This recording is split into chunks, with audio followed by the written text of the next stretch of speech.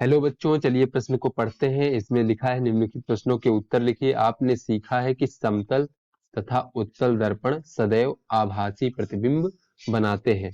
क्या यह दर्पण किन्हीं परिस्थितियों में वास्तविक प्रतिबिंब बना सकते हैं?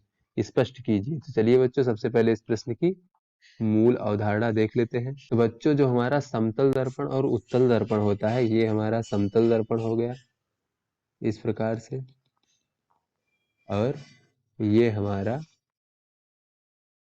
उत्तल दर्पण हो गया।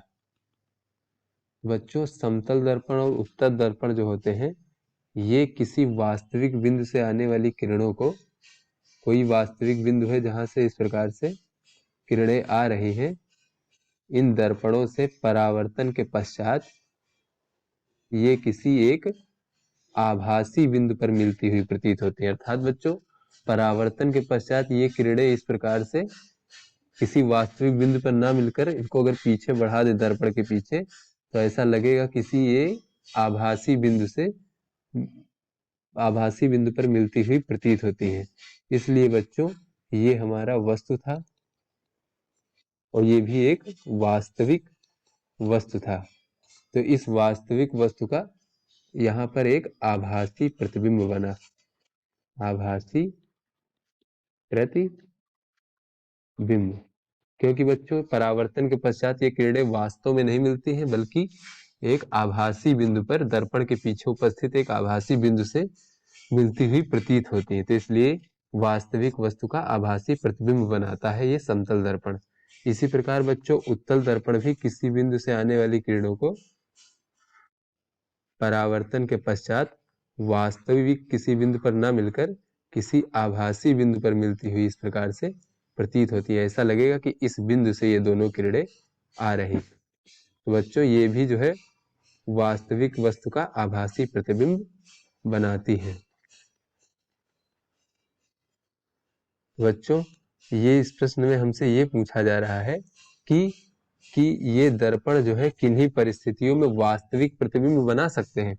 जैसा कि हमने देखा कि यहाँ पर ये सदैव जो है आभासी प्रतिबिंब बना रहे हैं, दोनों समतल दर्पण और उत्तल दर्पण। तो क्या किन्हीं परिस्थितियों में वास्तविक प्रतिबिंब बना सकते हैं? तो चलिए बच्चों, इसको देखते हैं कि क्या कभी ये वास्तविक प्रतिबिंब बन सकता है। बच्चों, जैसे ये हमारा समतल दर्पण है, इस प्रकार से ये हमारा समतल दर्पण है और ये हमारा उत्तल दर्पण है, इस प्रकार से कुछ। बच्चों, ऐसी किरणें जो ऐसा प्रतीत हो कि दर्पण के किसी पीछे वाले बिंदु पर अभिसरित हो रही, इस प्रकार से। अर्थात बच्चों, किसी दर्पण के पीछे किसी आभासी बिंदु पर ऐसा प्रतीत हो कि वहां पर मिल रही है, क्योंकि दर्पण के पीछे तो कोई बिंदु आभासी बिंदु होगा, तो वहां पे ऐसा लगेगा कि वहां से मिल रही है। तो ऐसी किरणें बच्चों, तो ये आभासी बिंदु आभासी वस्तु की तरह हो जाएगा। तो ऐसी किरणें बच्चों परावर्तन के पश्चात दर्पण से किसी वास्तविक बिंदु पर मिलती हैं। तो वास्तविक बिंदु पर मिलकर बच्चों ये जो है वास्तविक प्रतिबिंब का निर्माण करती है, वास्तविक प्रतिबिंब का निर्माण करते हैं। इसी प्रकार बच्चों, जो उत्तल दर्पण होता है, इसमें भी ऐसी किरणें जो किसी आभासी बिंदु पर मिलती हुई प्रतीत होती है, अर्थात दर्पण के पीछे किसी बिंदु पर ऐसा लगेगा कि मिलती हुई प्रतीत होती है, ये किरणें बच्चों परावर्तन के पश्चात जो है किसी वास्तविक बिंदु पर मिलती है, जिससे कि इसका वास्तविक प्रतिबिंब बनता है।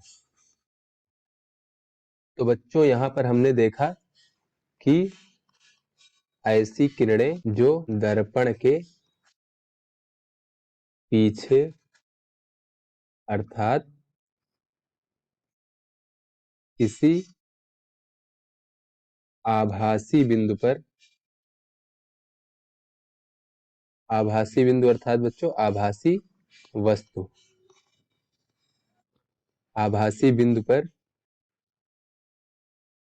मिलती हुई प्रतीत होती है। बच्चों, ऐसी किरणें जो है दर्पण से परावर्तन के पश्चात किसी वास्तविक बिंदु पर मिलती हैं। दर्पण के सामने किसी वास्तविक बिंदु, अर्थात वास्तविक बिंदु पर मिलकर वास्तविक प्रतिबिंब बनाती है। तो यहाँ पे बच्चों हमने देखा कि कोई भी आप वास्तविक वस्तु हो उसके लिए ये जो समतल दर्पण और उत्तल दर्पण है सदैव ही आभासी प्रतिबिंब बनाते हैं, किंतु बच्चों आभासी वस्तुओं के लिए ये दर्पण वास्तविक प्रतिबिंब बना सकते हैं। तो आशा करते हैं ये आपको समझ में आ गया होगा। धन्यवाद।